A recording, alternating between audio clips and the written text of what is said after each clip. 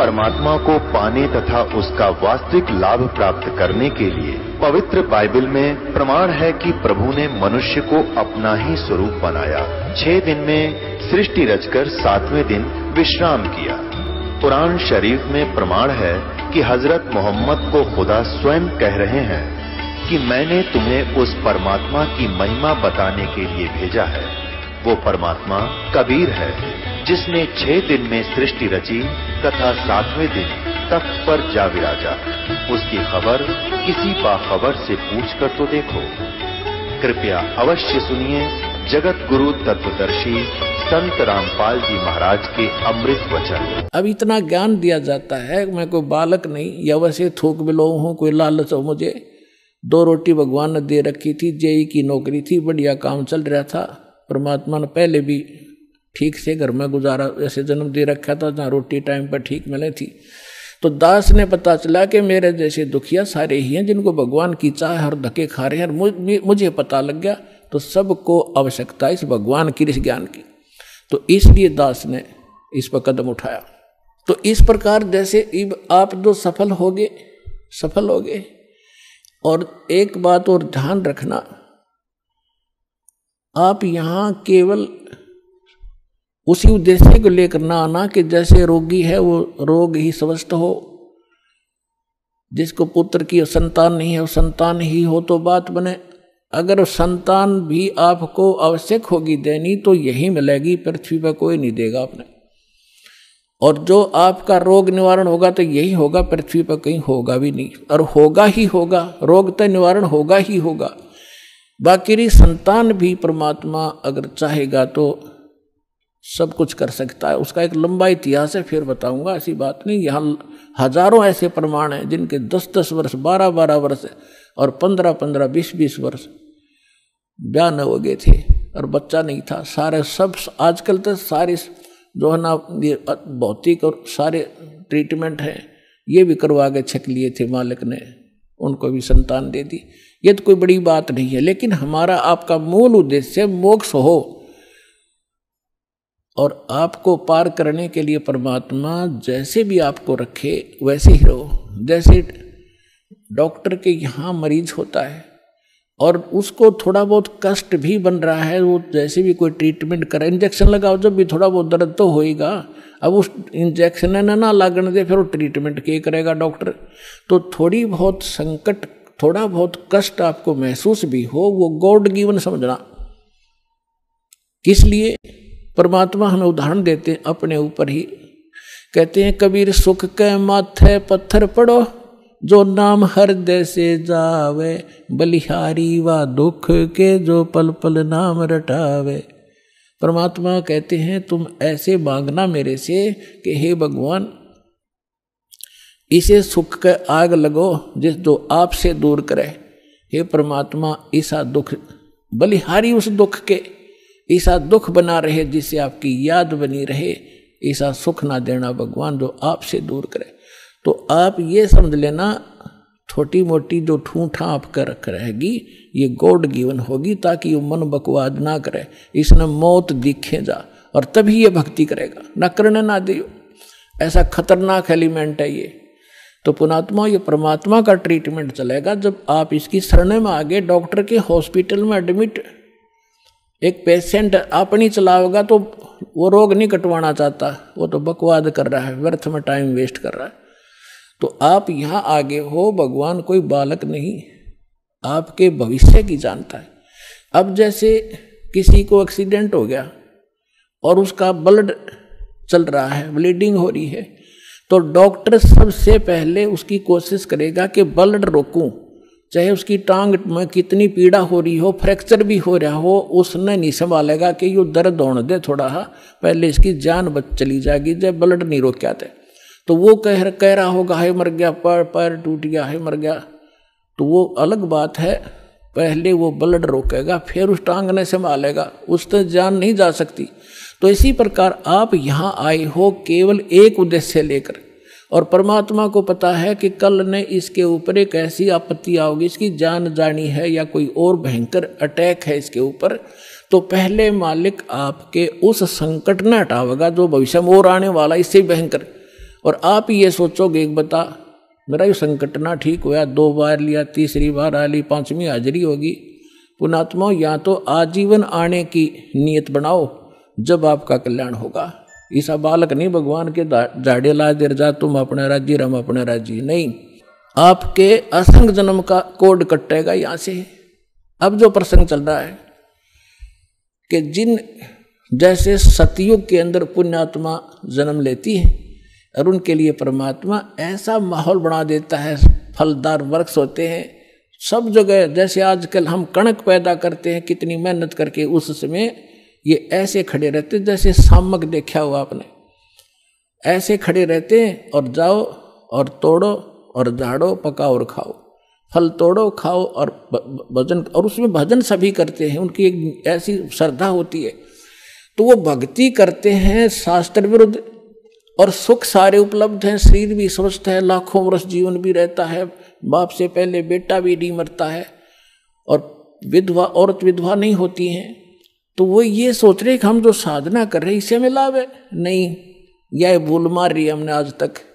तो वो उस सतयुग में कौन प्राणी जन्म लेंगे, ये बहुत असंख्य युगों से चला रहा है। अब जैसे ये समय अब चल पड़ा, जो भगवान पुण्यात्मा है इस ज्ञान से संपर्क में रहेंगे, भक्ति ठीक करते रहेंगे तो ये पार हो जाएंगे। अब अरबों खरबों प्राणी पार होंगे अब इस पिछली पीढ़ी में इस ज्ञान, और क्योंकि परमात्मा ने 3 युग इंतजार की है इस समय के लिए। और कैसे परमात्मा किस प्रकार ऐसे छुपा लुका छिपी करके और भक्ति बचा के लाए हैं, आप इस ज्ञान से परिचित होगे तब पता चलेगा।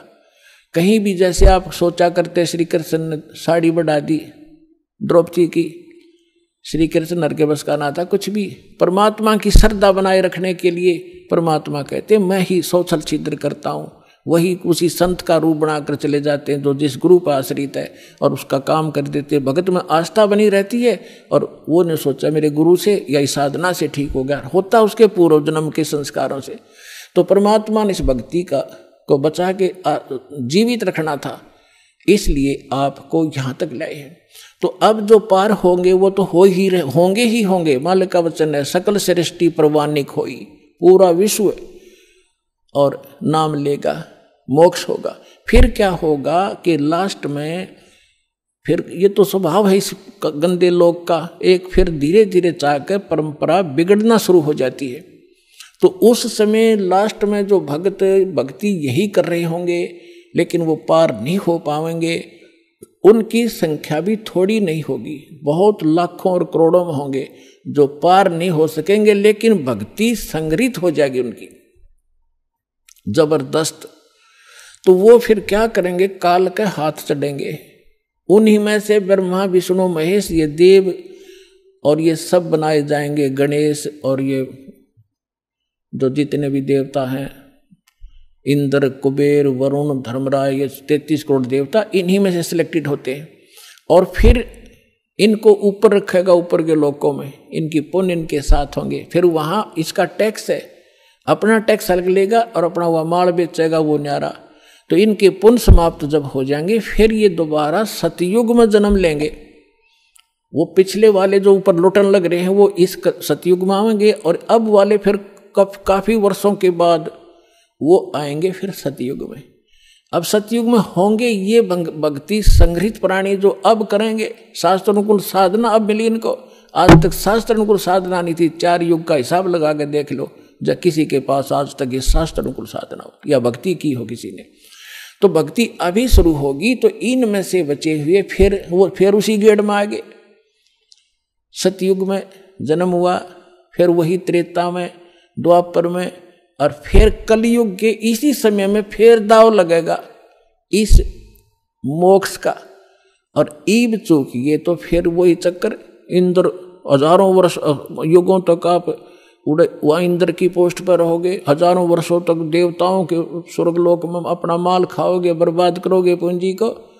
और फिर यदि आगे भगवान फिर कोई संत नहीं मिले, इतने जन्म मनुष्य के होकर भी फिर आप 84 लाख योनियों में चक्कर खाओगे। तो ये आज का विषय था कि आज आपको वो दाव लगा है, इसको संभाल के रखना। आपको मानव शरीर प्राप्त हुआ है, आपको 600 वर्ष पहले परमात्मा आए थे, तब भी आप मालिक के शरणों में थे। 64 लाख शेष थे, ये 64 लाख तक पहले आएंगे। उसके बाद फिर परमात्मा ने ये अपना प्रचार फैला दिया है। जैसे आपको बताया गया है कि ये वाणी उसको भी, जैसे कागभूषण की कथा सुनाई थी, 6 महीने कथा सुनकर उसका थोड़ा सा असर हुआ कि नाम ले लूं, तो ये इतना प्रचार होगा इस वाणी का, आंधी सी उठेगी। तो वो जो टर्न वाइज भी जिनका नंबर मनुष्य का आया है, वो कुछ दिन के बाद आ जाएंगे, शरण में आना पड़ेगा, और इस प्रकार ये सबका मोक्ष होगा। बोलो सतगुरुदेव। परमपिता परमात्मा पूर्ण ब्रह्म सारी सृष्टि के रचनहार कबीर देव कबीर साहिब कबीर परमेश्वर जी की असीम रजा से आप सभी पुण्यात्माएं परमात्मा की महिमा को सुनने के लिए उपस्थित हुए। आपके पुण्य संस्कार, आपके पूर्व जन्म के शुभ कर्म बहुत ही अधिक है, अत्यधिक है, तभी आपको परमात्मा की शरण मिली है, और ऐसे समय में आपका मानव शरीर है। ऐसे समय में परमात्मा ने यह समय पहले निर्धारित कर दिया था कि जिस समय 5500 वर्ष कलयुग बीत जाएगा, तब मैं अपना एक दास भेजूंगा। वैसे तो परमात्मा ने कहा है कि मैं स्वयं आऊंगा, परमात्मा स्वयं ना आए, अपना दास भेज दिया। प्रधानमंत्री स्वयं ना आवे हिसार में, अपना कोई रिप्रेजेंटेटिव भेज दे, तो एक का बात समझनी चाहिए, उसमें और प्रधानमंत्री में कोई अंतर नहीं होता।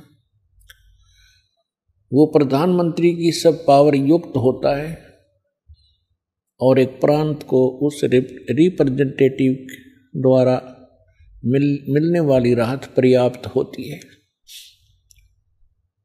600 वर्ष पहले परमात्मा ने अपनी प्यारी आत्मा धर्मदास जी को बताया था। पुण्यात्माओं, परमात्मा का विधान है कि वो अच्छी आत्माओं को मिलते हैं, उनको अपनी जानकारी देते हैं, अपने गवाह बनाते हैं।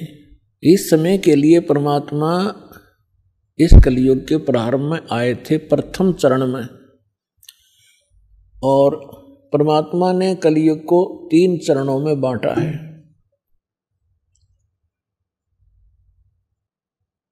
एक तो प्रथम चरण, जब परमात्मा सन 1398 से सन 1518 तक 120 वर्ष तक एक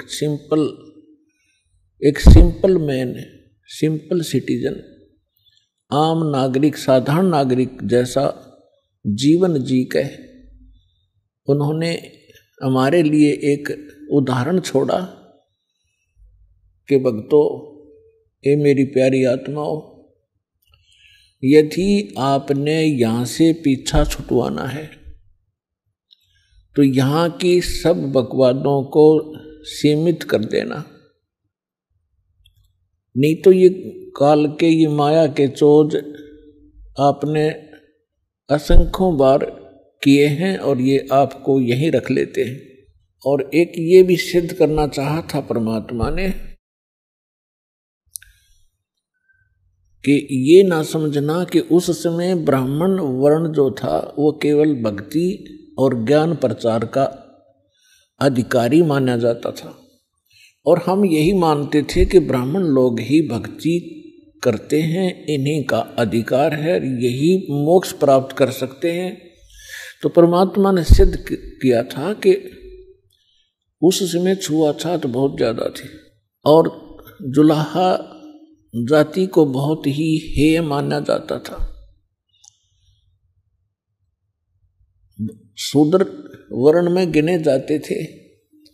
परमात्मा ने यह सिद्ध करना चाहा था कि जाति और मजहब परमात्मा के पाने में कति आड़े नहीं अड़ता। वो ना सहयोगी है न बाधक है।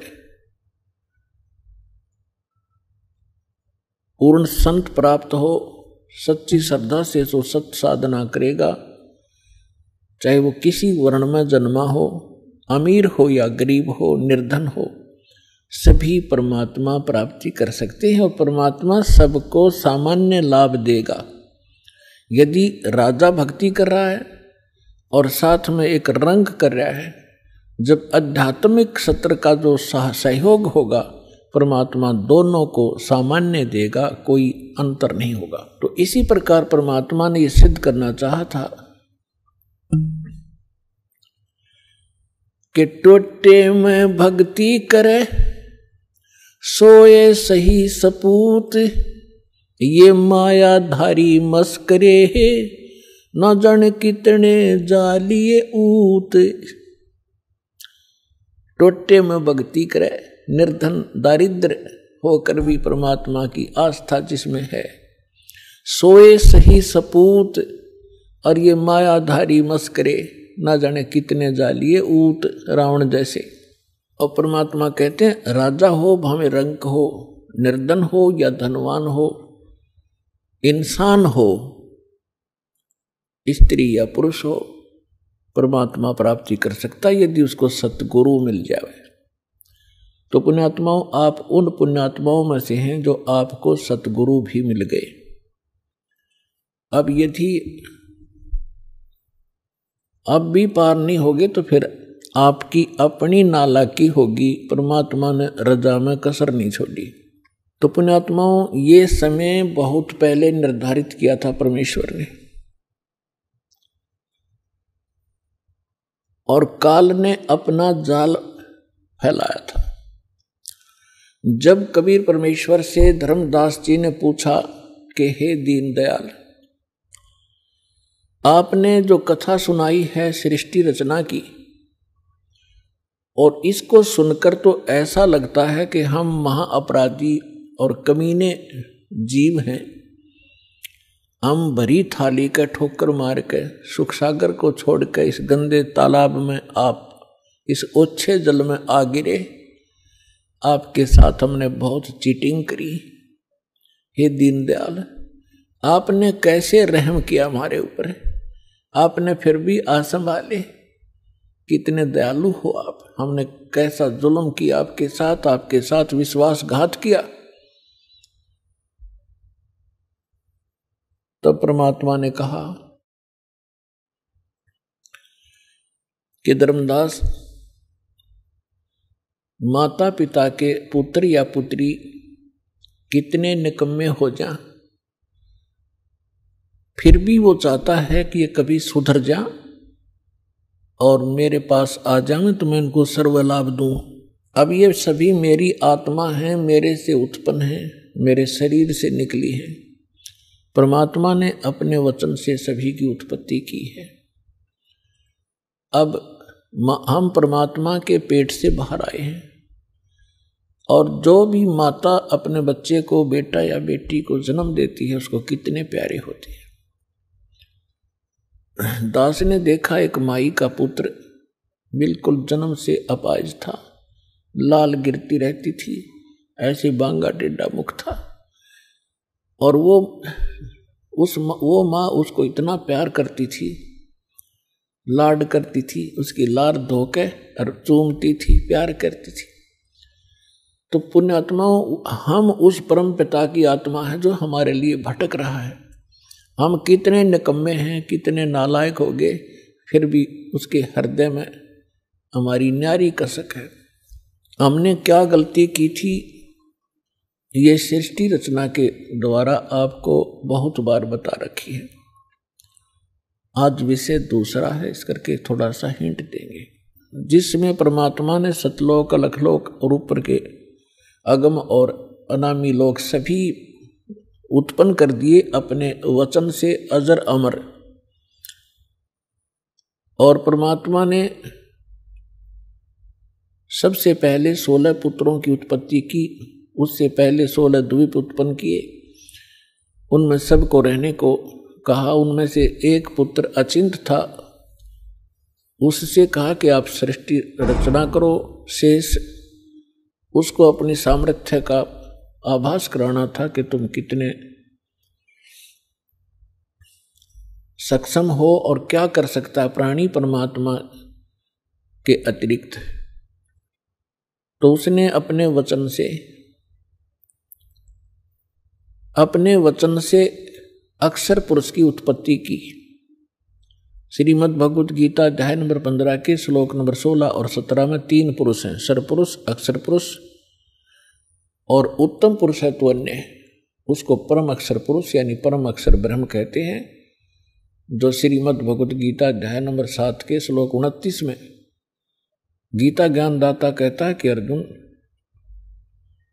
जो व्यक्ति जरा और मरण से छूटने के लिए ही प्रयत्नशील हैं, उससे मोक्ष पाना चाहते हैं वृद्धावस्था से और मृत्यु से, वो उस तत्परम से परिचित हैं, संपूर्ण अध्यात्म ज्ञान से परिचित हैं और सब कर्मों से वो वेल नोन है, वही लोग यहाँ से निकलने की, मृत्यु से और जरा यानी बुढ़ापे के दुख से छूटने का प्रयत्न करते हैं, तो वो उस तत्परम से परिचित होते हैं। अर्जुन ने 8वें अध्याय के प्रथम मंत्र में पूछा कि वो तत्ब्रह्म क्या है। गीता ज्ञानदाता ने 8वें अध्याय के 3 श्लोक में कहा कि वो परम अक्षर ब्रह्म है, यानी गीता ज्ञानदाता से अन्य है वो समर्थ शक्ति।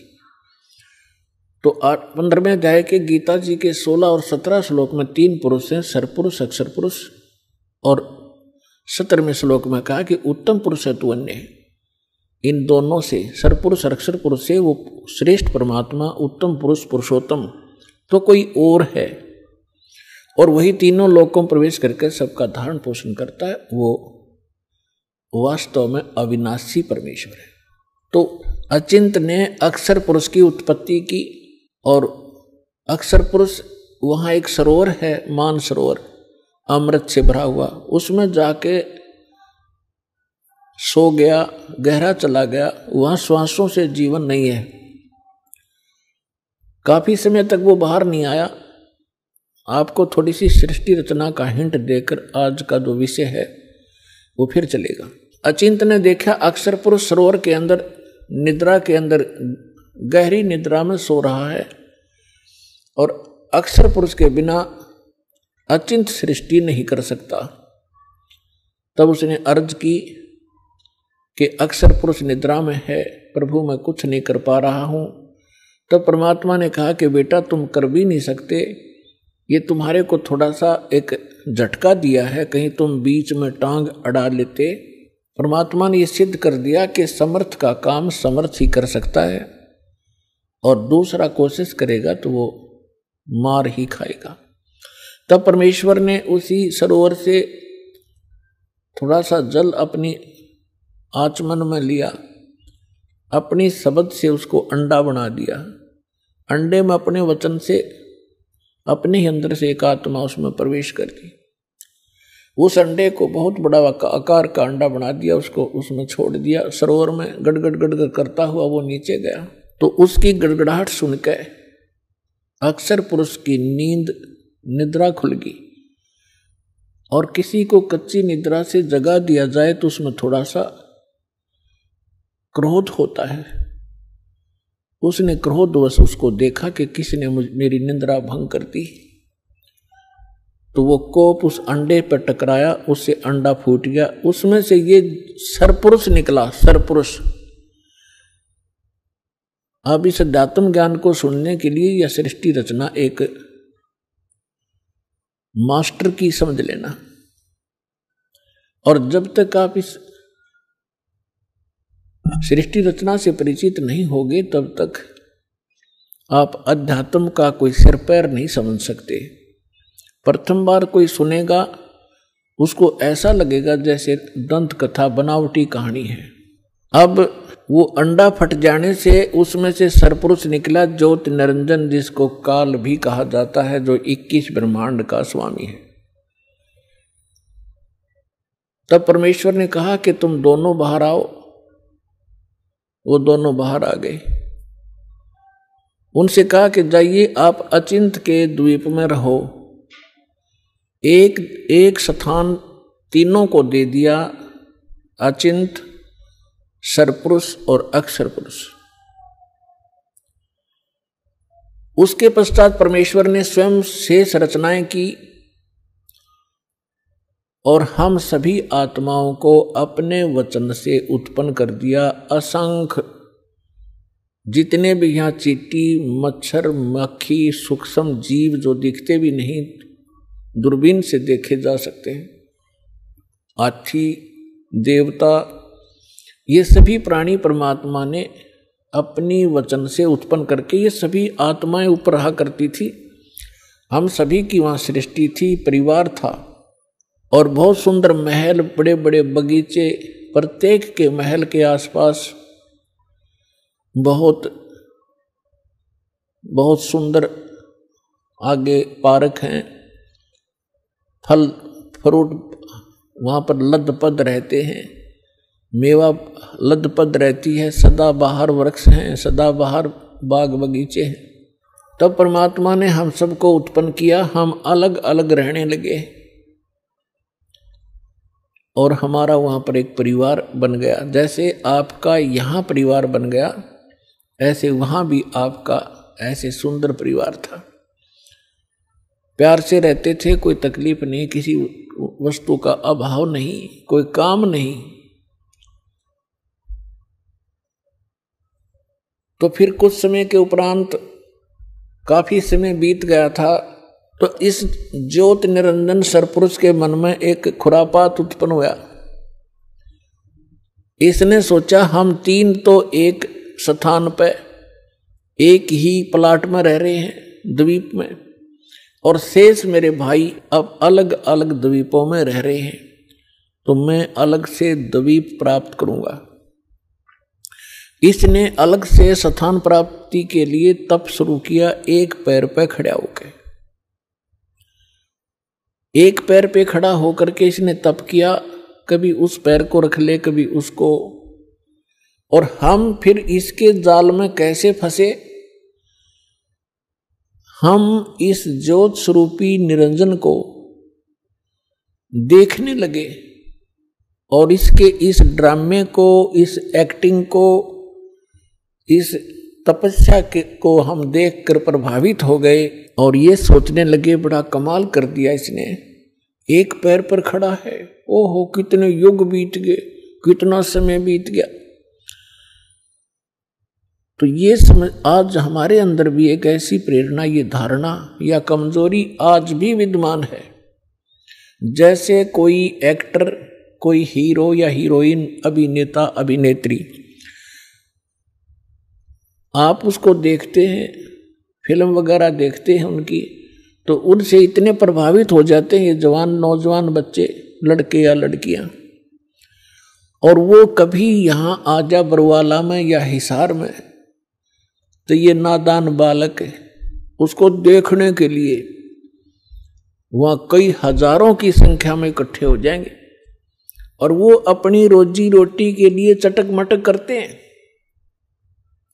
और ये फजूल में मुफ्त में डले ढोने के लिए उसको देखने जाते हैं,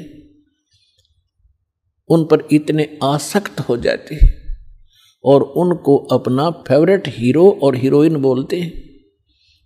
मैं बताऊं, उनसे लेना एक न देने दो, वो उनको बता टिंडे देंगे, वो अपने लिए नाचें कूदें बकवाद करें, दो पैसे इकट्ठे करने की खातिर, और ये मुंह बाएं देखें जहाँ उसकी खातिर वो खड़ी इतने किलोमीटर पे। तो ये कमजोरी हमारे वहाँ हुई थी।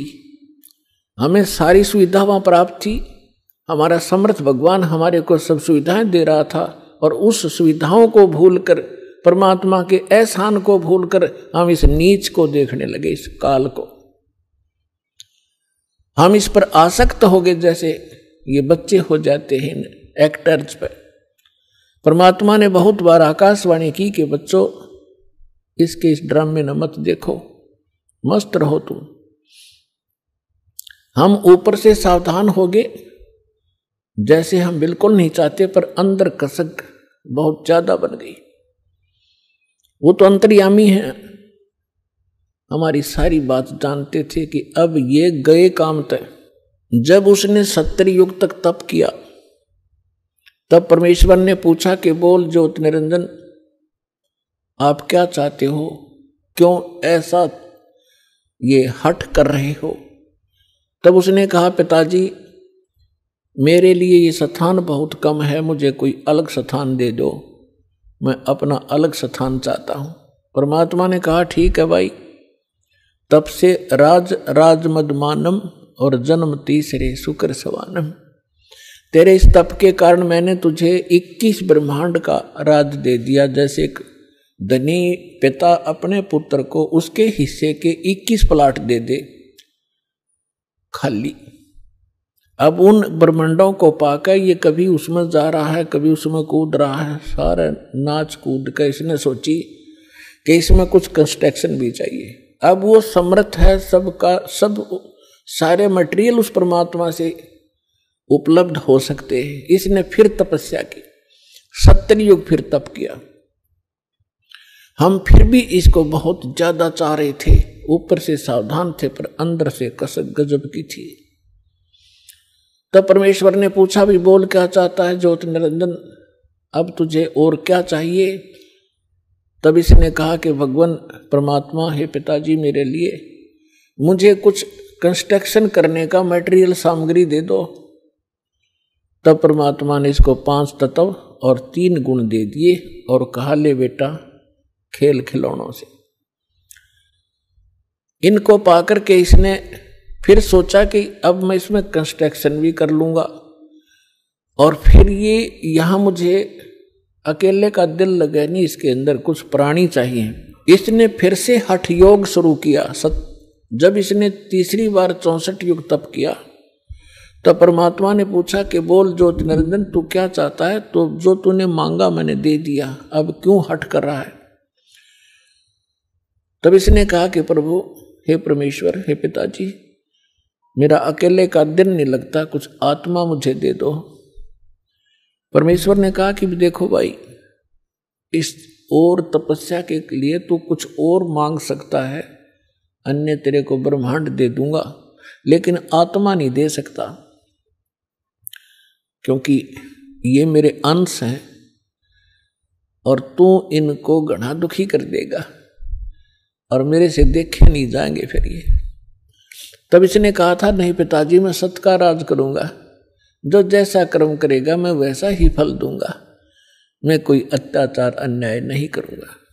परमात्मा बोले, भी पर एक बात है, यदि कोई सब इच्छा से तेरे साथ जाना चाहता है तो मैं अलाउड कर सकता हूं, नहीं तो मैं नहीं भेजूंगा अपनी आत्मा को, चाहे तू कुछ भी कहे। तो हम पहले से ही जो यहां आकर फंस गए, गधे कुत्ते सुअर मच्छर माखी सांप बिच्छू बनकर धक्के खा रहे हैं, हम पहले से इस पर आसक्त थे। जब ये हमारे पास आया, इसने पूछा, इसने कहा कि मैंने पिताजी से ऐसे ऐसे 21 ब्रह्मांड प्राप्त किए हैं, उनमें ऐसे ऐसे बाग बनाऊंगा, उनमें स्वर्ग बनाऊंगा, ऐसे ऐसे झरने बनाऊंगा, हीरे पन्ने जवाहरात के पहाड़ बनाऊंगा, क्या तुम मेरे साथ चलोगे। हम तो पहले ही आसक्त थे। हमने कहा कि यदि पिताजी आज्ञा दे देंगे तो हम चल पड़ेंगे, हम तैयार हैं। इसने पिताजी के पास, परमेश्वर के पास जाकर कहा कि हे भगवान, कुछ आत्माएं मेरे साथ चलने को तैयार हैं। तब परमात्मा ने कहा कि ऐसे नहीं, मेरे सामने स्वीकृति जो करेगा मैं उसको भेज सकता हूँ। अपने आत्माओं एक समस्या और आती है, क्योंकि हम इस नए ज्ञान में सुनते हैं तो हमारे अंदर इतनी शंकाएं उत्पन्न हो जाती हैं, जैसे सावन के महीने में घास फूट जाया करे, निरी शंकाएं पैदा होंगी। पर शंका का समाधान इस सत्संग से होगा, सुनते ही रहना, सुनते ही रहना, अपने आप सेटिंग हो जाएगी। अब आपके मन में ये आवेगा कि परमात्मा तो जानी जान थे कि हमें कितना कष्ट होगा, तो हमें यहाँ नहीं भेजना था। हम अपनी गलती नहीं मानते कि हमने अपने परम पिता को छोड़कर इस नालायक पर आस्था नहीं करनी चाहिए थी, जो हमें सारा सुख दे रहा था, और वो तो त्याग दिया और इस नंग के पीछे लाग लिए जो आप भिखारी उस परम पिता का।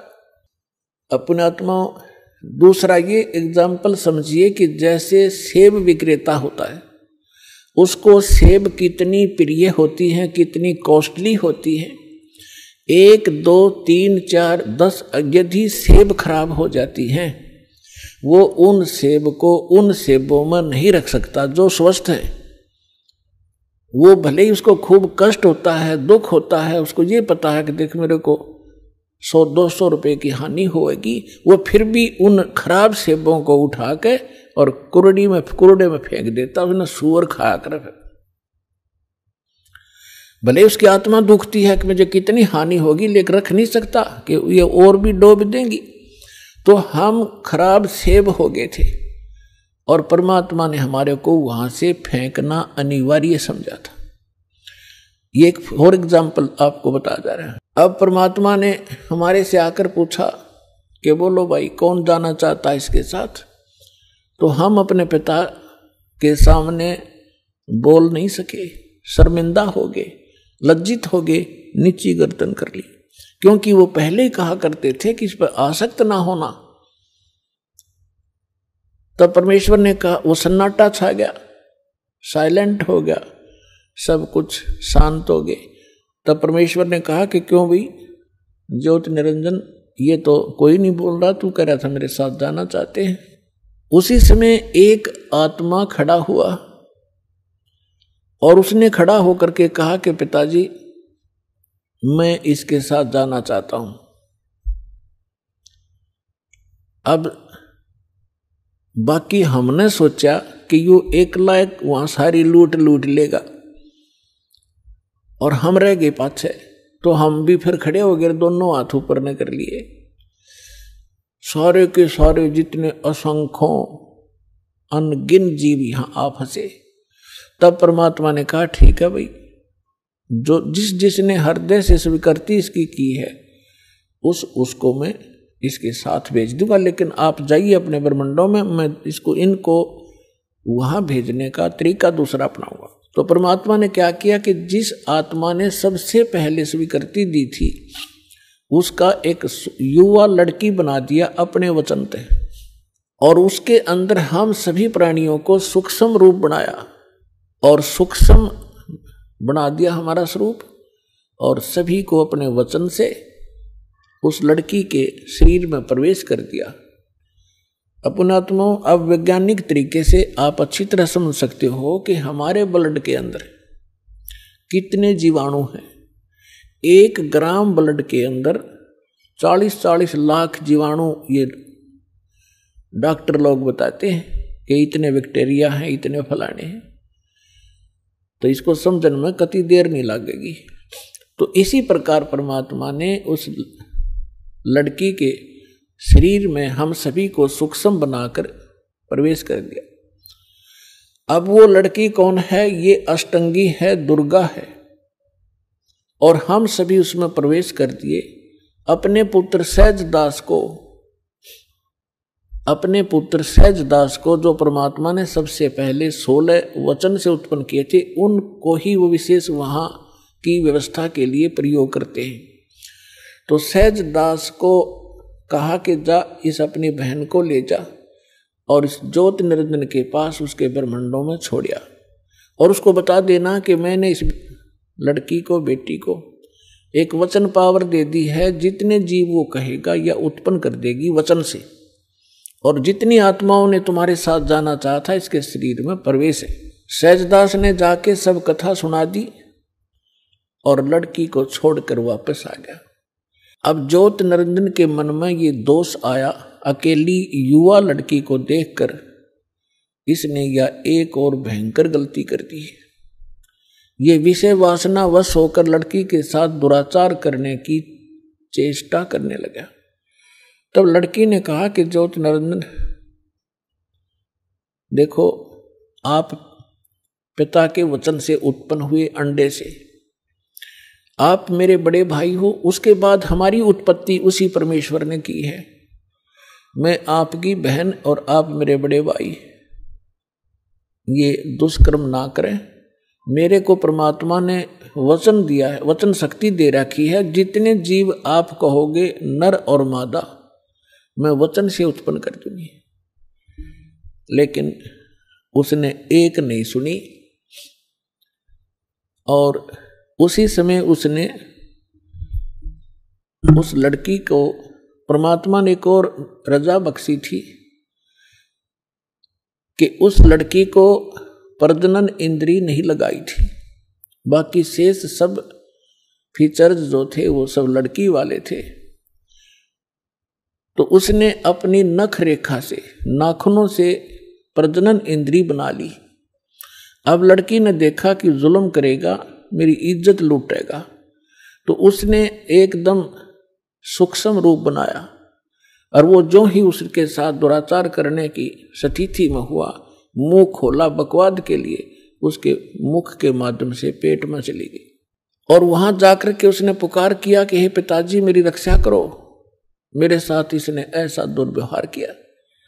परमात्मा को पता था कि तुमने यही टिंडे देगा यूं, उनको पहले ही मालूम था। हो गया शुरू ड्रामा इसका।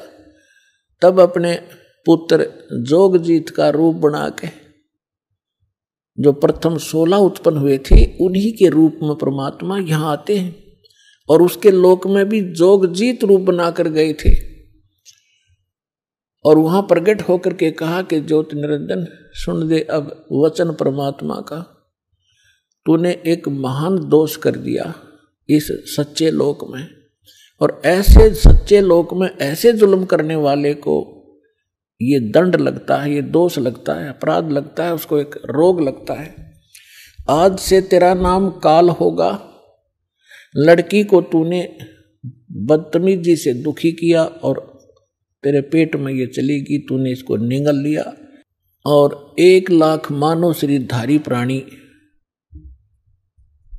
तू डेली खाया करेगा और 1.25 लाख उत्पन्न किया करेगा। उसके पेट को चाक किया परमात्मा ने अपने नाखून से, लड़की को बाहर निकाल दिया और कहा कि आज से तुम यहां नहीं रहोगे, इन 21 ब्रह्मांड को लेकर तुम दोनों यहां से चले जाओ मेरी आंखों के सामने से। अब ज्योति निरंजन ने बहुत फिर बाद में अपनी गलती का आभास भी हुआ और कहा भाई मुझे माफ कर दे, पिता से मुझे क्षमा करवा दे। वो अपना भाई समझ रहे थे, जोगजीत समझ रहे थे वो स्वयं परमात्मा। तब परमेश्वर ने कहा कि बस और फालतू बात मत करे और यहां से अति शीघ्र निकल जा। इतना ही कहा था, उसके 21 ब्रह्मांड विमान की तरह खिसक चले पड़े बहुत ही गति से, और सतलोक से 16 शंख कोश की दूरी पर आकर परमात्मा के विधान अनुसार ये यहां चक्कर लगाने लगे। 16 शंख कोश की दूरी पर सतलोक से ये हम यहां बैठे हैं। नील पद्म शंख, जैसे हम गिनते हैं ना 1000, 10,000, लाख, करोड़, 10 करोड़, अरब, 10 अरब, खरब, 10 खरब नील, 10 नील पद्म, 10 पद्म फिर शंख।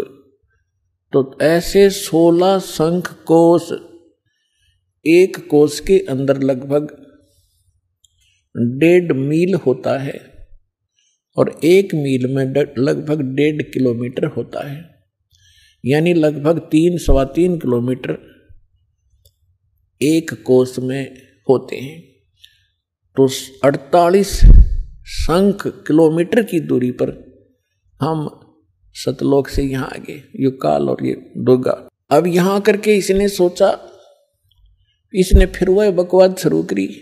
लड़की ने फिर कहा कि ज्योति निरंजन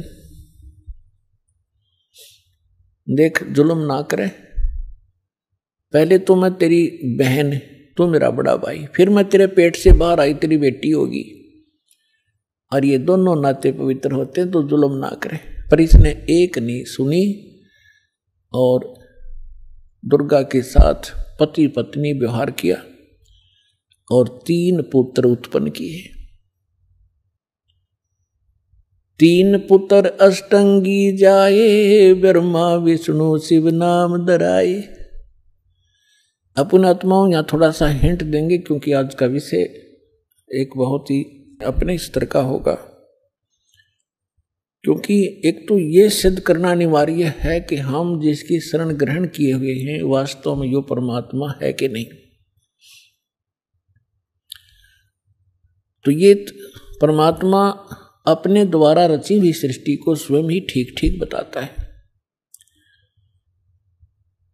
और उस परमेश्वर ने अपनी रचना को, अपनी सृष्टि रचना को आप ही आके बताया है। आज तक ब्रह्मा विष्णु महेश की कोई उत्पत्ति कहने वाला आदमी नहीं था। ऋषि वह ऋषि, चाहे कोई कितना विद्वान पाक रहा था। फिर क्या हुआ, अब थोड़ा सा ये मौखिक बता के फिर आपको शास्त्रों में दिखाऊंगा, तब आपका विश्वास दृढ़ होगा। आइए अब हम उन श्रद्धालुओं के अनुभव जानते हैं जो जगत गुरु तत्वदर्शी संत रामपाल जी महाराज जी से दीक्षा प्राप्त कर चुके हैं तथा उनके द्वारा बताए गए भक्ति मार्ग पर चल रहे हैं। नमस्कार सर। नमस्कार सर, क्या नाम है आपका? मेरा नाम गोपाल दास। सर, कहाँ के रहने वाले हैं आप? मैं उत्तराखंड नेपाल बॉर्डर। सर, संत रामपाल जी महाराज से नाम दीक्षा आपने कब ली? 1 मार्च 2009 को लिया था। सर, संत रामपाल जी महाराज से नाम दीक्षा लेने से पहले आप क्या भक्ति साधनाएं करते थे? सन 2000 से मुझे लगन लगी थी। याद है मुझे वो बम्बई में जब मैं सुनता था अडगड़ानंद स्वामी जी का, आसाराम जी का, तब से मुझे लगन लगी थी कि अब मैं पता करूँगा। इतनी लगन लग गई मेरी, अरे बाबरे बाबरे। मैं जितने भी संत दिल्ली बम्बई जहाँ हो उनको वहाँ जाके अटेंड करता था सत्संग सुनने के लिए, सिर्फ ओनली ड्यूटी में एब्सेंट करके 15-15 दिन। जैसे सतपाल जी महाराज का गुड़गांव में हो गया, 1 हफ्ता ड्यूटी में नहीं गया मैं। जैसे आसाराम जी का बम्बई में हो गया, मैं बम्बई जी में जाके अटेंड करता था। कृष्ण मिर्दुल जी बिंद्रावन के, उनको सत्संग सुनने के लिए मैं ड्यूटी एब्सेंट करके वहाँ जाता था। मैं पूजा भी करता था राम की। बोला मुझे उस परमात्मा से मिला जो सबसे सर्वशक्तिमान है, ये भक्ति करता था मैं। भक्ति यही करता था, मेरे 24 घंटा मेरा ये मुख से वचन आता था। उस पर सबसे बड़ा भगवान कौन है, इसमें मैं रह गया। इसलिए 10 साल तक गुरु धारण नहीं किया। मेरे दोस्तों ने सबने किया, मैंने नहीं किया। सर, आपने बताया कि आप सबसे बड़े भगवान की खोज में थे। उसके लिए आप सभी संतों के पास गए, सुधांशु जी के पास गए, आसाराम जी के पास गए। किसी ने राम को बड़ा बताया, किसी ने दुर्गा माता को, किसी ने श्री कृष्ण जी को बड़ा बताया। तो सर, आपकी ये खोज पूरी हुई, आपको सबसे बड़ा भगवान मिला। जैसे मुझे 2009 में वो बुक मिली, भक्ति सौदागर बुक मिली 2009, 1 फरवरी कालिका मंदिर ओखला में तेजेंद्र भगत जी ने मेरे हाथ में बुक पकड़ाई। सेंट्रल बैंक का मैनेजर है वो आदमी, दिल्ली में। बुक पकड़े, जैसे मैंने वो बुक देखा, अरे तेरी 8-10 पेज क्या पढ़ा था मैंने। रात को फ़ोन किया उसको, हे भगवान, भगवान तो ये है भाई, मिल गया मुझे। अब पता चला ये तो इतने बड़े भगवान। उसको मैंने फ़ोन किया रात को, मुझे ले चलना है वहाँ आश्रम ले, तो अब पहला गुरु धारण करूँगा। इसी चक्कर में मैं था। अब मुझे पता चला कि सबसे बड़ा सर्वशक्तिमान भगवान कौन है। उन्होंने बोला अच्छा अभी सो जाओ, मैं तुम्हें कार में मेरे ले जाऊंगा, नाम दिलाऊंगा। फिर उन्होंने मुझे 1 मार्च को अपनी कार में बोला संत रामपाल जी के आश्रम में वहाँ ले गए और उनसे नाम दीक्षा मुझे दिला दी। सर, आपने बताया कि आपने सभी संतों के 10 साल तक सत्संग सुने, लेकिन किसी को अपना गुरु नहीं बनाया, क्योंकि आप एक खोज में थे कि मेरे को सबसे बड़ा भगवान मिले। और संत रामपाल जी महाराज की शरण में आने के बाद आपकी वो खोज पूरी हुई। तो संत रामपाल जी महाराज से नाम दीक्षा लेने के बाद क्या आपको कोई लाभ भी मिले? जैसे मैंने नाम लिया वहाँ से 1 मार्च को, उस दिन से मैं 4 महीने फर्स्ट नाम जो दिया गुरुजी ने, जो मैं याद है मुझे, जो मेरे फंसे हुए पैसे पीएफ में 3 जगह पैसे लटक गए। अरे अचानक नहीं देने वाले, बैंकों में पैसे आने लगे मेरे। मैं तो हैरान रह गया, इतने चंगा हो गया, इतना खुश हो गया मैं। अरे इतनी आनंद क्यों है मेरे को अंदर से। चारों तरफ से पैसे 3 जगह से बैंकों में पैसे आ रहे मेरे, जो कभी नहीं देने वाले थे वो भेज रहे हैं।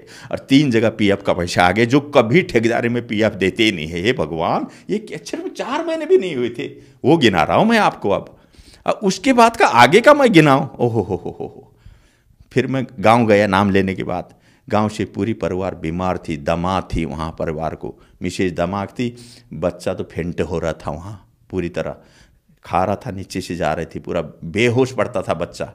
जैसे उनको यहाँ लाया, सोने के लिए बिस्तर नहीं था, परिवार साथ में कहाँ रहे।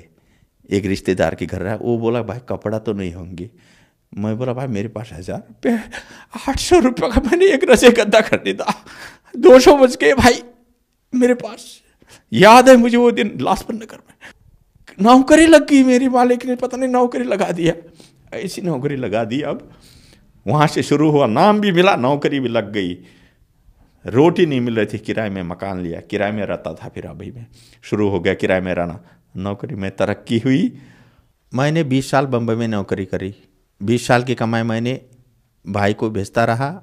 उसने ज़मीन गांव में ले ली, मैं गया नहीं गांव में। ले लिया है, क्या जाना है। उसने अपने नाम पे ज़मीन कर दी, मेरी भी उसी के नाम पे थी पूरी ज़मीन। फिर मैंने भाई को बोला मेरे नाम पे आप कर दे भाई ज़मीन, और उसने नाम पे ज़मीन नहीं किया, मेरे नाम पे। फिर मैं बच्चों को लेके दिल्ली आ गया। फिर मैं गुरुजी से अर्ज़ किया ज़मीन हड़पने की, 13 साल बाद गुरुजी से अर्ज़ किया। गुरुजी ने बोला बेटा तेरी ज़मीन मिलेगी, झगड़ा मत करना। और जैसे गुरुजी ने ऐसा आशीर्वाद दिया मुझे 2013 में, और जैसे बरवाला से सत्संग सुन के मैं घर में आया, दिल्ली में किराए में रहता था। और किराए में रहने के बाद 5वें दिन उसने गांव से पूरा कोर्ट का डॉक्यूमेंट पेपर भेज के, वहाँ का सब भेज के यहाँ आदमी को भेजा, और चल भाई तेरी ज़मीन तेरे नाम पे करता हूँ करके वो आदमी लेके मेरे को ढूंढ रहा है कि एड्रेस ढूंढ रहा है। किराए के मकान में रहता था मैं। ऊपर मकान वाले बोलता है कौन आया है देख। जैसे मैंने देखा वो तो गाँव का आदमी है। घर में आया, पूरा डॉक्यूमेंट टेबल में रख दिया, बोला ये देखो पहले तुम्हारी ज़मीन जो थी वो तुम्हारे नाम पे करने वाले है, अब चलो भर के। जैसे वहाँ से भी फ़ोन आ गया उसका भाई का, बोला आजा तुम्हारी ज़मीन तुम्हारे नाम पे करता हूँ। ये हम अनहोनी हो गए। घर में बाल बच्चे, बीवी बड़ा खुश हो गई। जैसे मैं गया गांव में, उसको बोला चल फिर नाम पे कर दे। जैसे गए कोर्ट में, आहा वो देखते ही बनता है, पसीना पसीना हो गया वो पूरा। 80 लाख की मेरी ज़मीन, आज की नहीं 2013 की बात बता रहा हूँ, 80 लाख की उस टाइम पे वो ज़मीन। अरे 1 लाख तो मांग लेता, 2 लाख 5 लाख तो मांग लेता। पसीना पसीना हो गया कोर्ट में जब नाम में डाल रहा था। हालत खराब होगी उसकी, लेकिन बोल नहीं पा रहा है। मेरे मालिक की कृपा है भगवान, याद है मुझे वो बात। तब से मैं अब इतना विश्वास करता हूँ कि बस तब से मैं लगा हूँ पूरी तरह, मालिक के शरणों में लगा हुआ हूँ। रामपाल जी की कृपा से ये सब बोलने के बाद 5वें दिन ये काम हुआ जो 13 वर्ष से नहीं हो रहा था ये काम। ये है गुरु जी की कृपा, ये है परमात्मा की कृपा, पूर्ण परमात्मा की, जिस परमात्मा की मैं खोज में था। और उसके बाद जो गांव से बच्चा लाया था मैं, आधा मुर्दा, बेहोश पड़ने वाला। मैं ड्यूटी जाता था, गली में से आदमी आते थे, कंपनी में फ़ोन करते थे, भाई बेहोश हो गया, चल ले जा, फेंट हो गया। 2-4 आदमी लग के हॉस्पिटल ले जाते थे। हमेशा की बात, कंपनी वालों ने भी देखा ये बात। फेंट हो जाता था पूरा तरह, बेहोश, जो खाया यहाँ से निकलता था, बिल्कुल गिरा, बेहोश हो, आँख सफ़ेद। घर में रो पड़ते थे सब, बीबी बच्चे अगल बगल वाले, सफ़ेद आँख हो गई, अरे होश नहीं आ रही है, ये कंडीशन था। 1 साल कलावती हॉस्पिटल में रहा वही बच्चा। फिर मैं गुरुजी के पास ले गया और नाम दीक्षा दिलाया उस बच्चे को भी। रामपाल जी गुरुजी मेरे भगवान ने आशीर्वाद दिया, याद है मुझे, ऐसे ले गया, आशीर्वाद दिया वो बच्चे को। उस दिन से वहीं पर बीमार कहाँ रह गई पता नहीं, तब से आज देखो 1st डिवीज़न में पढ़ रहा है, हेल्थी है। बीमार नाम की चीज़ नहीं है, कहाँ उड़ गया वो बीमार। मैं बताओ 1 साल से कलावती हॉस्पिटल में फेंट होने वाला बच्चा। ये है कमाल का प्रमाण, ये है पूर्ण परमात्मा की ताकत, याद है। दूसरा लाभ बताता हूँ मैं आपको। नोटबंदी हो गई, 11 तारीख को मुझे कंपनी से पैसा लेके आया मैं। 40 नोट थे मेरे पास, 1000 के, 40,000 रुपये बैंक में रखने के लिए। रास्ते में गिर गए और 1.5 घंटा वहाँ लाइन पे लगा के, जैसे नंबर आया पैसा देखता हूँ, पैसा नहीं है। हे मालिक ये क्या हो गया, वहीं पर अर्जी किया भगवान को। और मुझे पता है मालिक ने बोला था जब तक नियम और मर्यादा आपके पास है तो सब काम होंगे। और मैं नियम मर्यादा का पक्का ऐसे रहता हूँ, मैं जहाँ दुविधा हो मैं करता ही नहीं हूँ। इसलिए मेरे भगवान ने मेरी सुनी। रिटर्न आया 1.5 घंटे के बाद, रोड में, मेन रोड में जहाँ गाड़ी चल रही थी, पैसे रखे हुए 40,000 की गड्डी उठाया, बैंक में जमा करके। हे भगवान, ये अब क्या बताऊँ मैं, 10,000 20,000 ऐसे कई केस है मेरे, ऐसे केस है, सब मालिक ने पूर्ति किया। सुख शांति। अब देखो मैं करोड़पति हूँ इस समय, जिसके पास 0 पैसा नहीं था। याद करो ये परमात्मा रामपाल जी की कृपा है भाई, ये पूर्ण परमात्मा कबीर साहब की, भगवान की कृपा है। ये देखो एक दिन मेरे कंपनी में 10,000 रुपये वहाँ गिर गए थे बाथरूम में।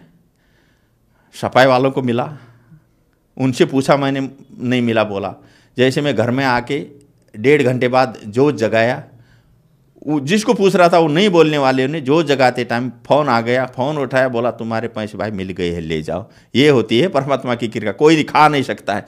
7,000 का मोबाइल सफदरजंग हॉस्पिटल में, पीपल के पेड़ के पास खाना खाया, फोन उधर भूल गया। हे मालिक फोन जाने दो 7,000 का। रो के, याद है वो दिन मुझे अभी, रो के मैंने बोला मैं असुर निकंदन आरती कैसे करूं अब बताओ। ये इसमें मैं रह गया, मैं किस में करूं आप बताओ।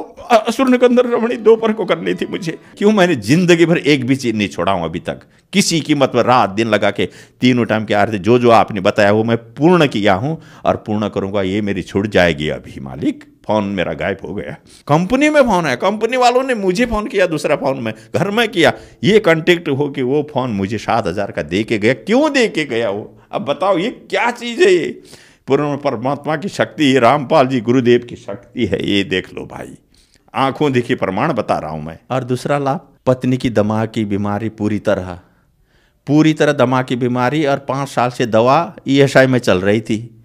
सांस लगना, वो हो जाना, संत रामपाल जी की कृपा से नाम लेने के बाद खत्म हो गई बीमारी पूरी तरह। बीमारी अब देखो कहाँ गई बीमारी। सर, संत रामपाल जी महाराज से नाम दीक्षा लेने के बाद आपको बहुत सारे लाभ मिले, तो जो समाज आज आपको देख रहा है और वो भी किसी न किसी बीमारी से ग्रस्त है, तो क्या वो भी संत रामपाल जी महाराज से नाम दीक्षा लेने के बाद ठीक हो सकते हैं? मैं पूरी पृथ्वी के भक्तों को या पूरी दुनिया को ये अनुभव बता देता हूं मैं आपको। अगर संत पूरी पृथ्वी में जितने भी संत है, पूरी पृथ्वी के जितने भी गुरु है, जितने भी भगवान है, अगर सिर्फ संत रामपाल जी से अगर नाम लो, एक बार प्रैक्टिकल देख लो, नाम लेने के बाद अगर नियम मर्यादा जिसमें बताए गुरु जी वो अगर कर दो, तुम सबके कदम छोएंगे। ये दुख है ना, ये दुख कदमों में रहते हैं, फिर तो दुख होता ही नहीं है ना, पूर्ण पूर्ण पूर्ण पूर्ण हो जाता है, पूरी तरह पूर्ण होता है नियम मर्यादा में रहने के बाद। ये हमने देखा, ये सभी के लिए हो रहे हैं हमारे आश्रम में। गुरुजी संत रामपाल जी से नाम दीक्षा लेने के बाद। सर, आपने बताया कि आपने सभी संतों के सत्संग 10 साल तक सुने, आपको एक सबसे बड़े भगवान की खोज थी, फिर आप संत रामपाल जी महाराज की शरण में आए, वहां आपकी खोज पूरी हुई। तो हमें आप ये बताइए, उन संतों के ज्ञान में और संत रामपाल जी महाराज के ज्ञान में आपको क्या अंतर दिखा?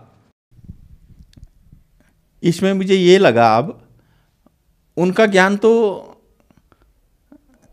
2% में नहीं है और गुरुजी का ज्ञान 100% है। संपूर्ण शास्त्रों के आधार पर है गुरुजी के ज्ञान, और वो खुद मिला के देख ले, ब्रह्मा विष्णु महेश से ऊपर से भगवानों को न जानते हैं। वो 8 क्लास की विद्या भी नहीं है, नंबर 1।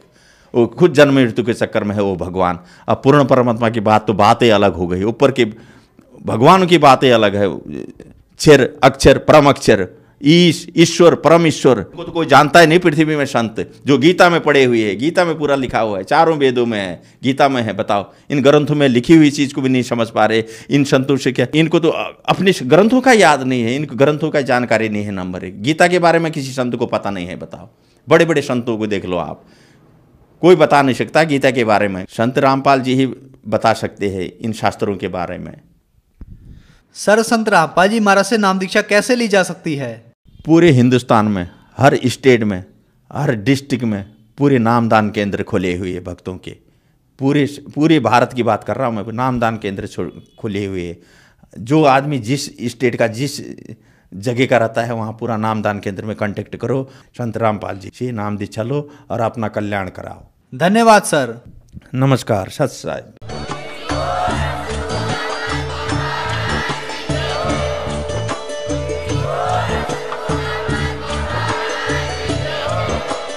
आप सुन रहे थे जगत गुरु तत्वदर्शी संत रामपाल जी महाराज जी के मंगल प्रवचन। अधिक जानकारी के लिए विजिट कीजिए हमारी वेबसाइट www.jagatgururampalji.org। संत रामपाल जी महाराज जी के शुभ आशीर्वाद से पूरे विश्व भर में 500 से भी ज्यादा नाम दीक्षा केंद्र हैं, जिन पर संत रामपाल जी महाराज जी द्वारा ऑनलाइन निशुल्क नाम दीक्षा दी जा रही है। अपने नजदीकी नाम दीक्षा केंद्र का पता करने के लिए संपर्क करें 8222880541।